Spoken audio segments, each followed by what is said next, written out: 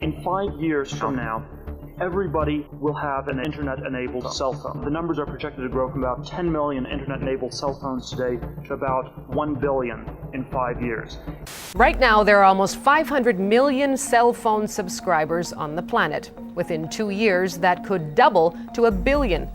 These people will have access to their bank accounts, and it will be very easy for them to move money into an account. This is turning on your phone, tap pay bills from my checking account to the cable company. It's an ATM in your hand. What can go wrong with the scenario?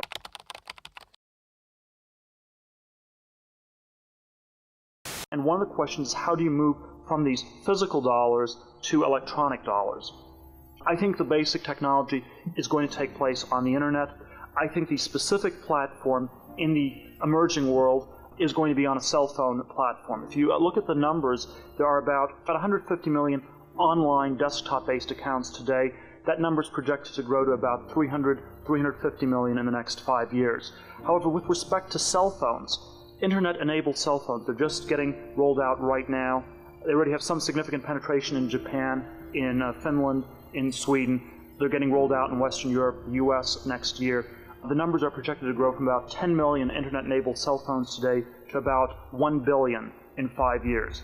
In 5 years from now, everybody who is a member of the middle class in the emerging world and in the developed world will have an internet-enabled cell phone. And this sort of a in China, the number is projected to be go to something like 300 million cell phones, most of which will be internet-enabled. These people will have access to their bank accounts, and it will be very easy for them to move money into an account in a safe jurisdiction where the banks are not politically controlled, and they will basically be able to completely dollarize the economy. There will be no need to have any rubles or renminbi, and it will be non-traceable. No matter how illegal the Chinese Communist government says it is to hold US dollars, you will have a password on your cell phone, and the only way to stop this process would be literally to shut down the telecommunications network. And that's the kind of choice governments like China, India, some of these other countries are going to face. They will either have to shut down the telecommunications network and make it illegal for you to own a cell phone, or they will have to basically give up the kind of monetary sovereignty they've had and the enormous power that they've been able to wield as a result of this kind of sovereignty over the last many, many years. So I think this process is already full-fledged. The dollarization worldwide is going to be accelerated enormously by the technology. Now, the second theme is a little bit more speculative, and that is that getting rid of money altogether, going from digital dollars, from any kind of government-backed currency, to purely private currencies. And what a private currency, or what private money, I think, fundamentally means is that there is no medium of exchange. You exchange value for value rather than exchanging value for something the government says has value for value.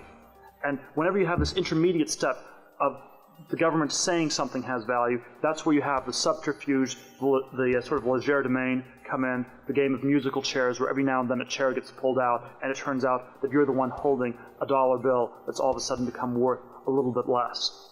And the kind of exchange of value for value, the classic model would have been some sort of a barter model. That obviously has enormous transaction costs associated with it. These transaction costs go down in a digital age.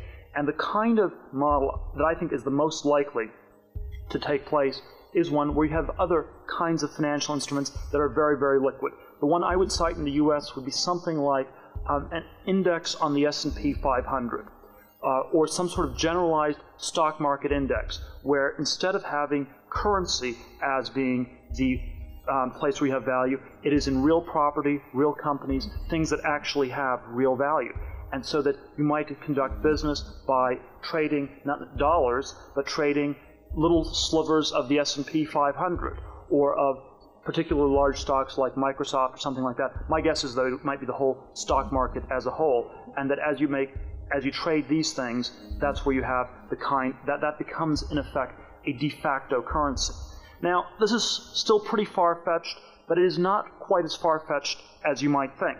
And just as we've had people in Russia replace rubles with dollars, we have had people in the US replace dollars with equity. And over the last 20 years, one of the very big sort of financial debates that takes place is whether the U.S. equity market is wildly overvalued or whether it's at a fair value or undervalued or anything like that. And one of the things people often talk about in making judgments about whether the equity market is overvalued is something called the risk premium on stocks. What is the expected return on equity over government bonds? And for much of the 20th century, the risk premium has been enormous. It's been something like 7–8% in the 1930s, 1940s, and even a decade ago it was still 4 or 5%. You expected to earn 4 or 5% more on equity than on bonds, and that's why they were priced. Today, the risk premium on equity has gone down to about 2%, and so people are saying they're not much more risky than government bonds.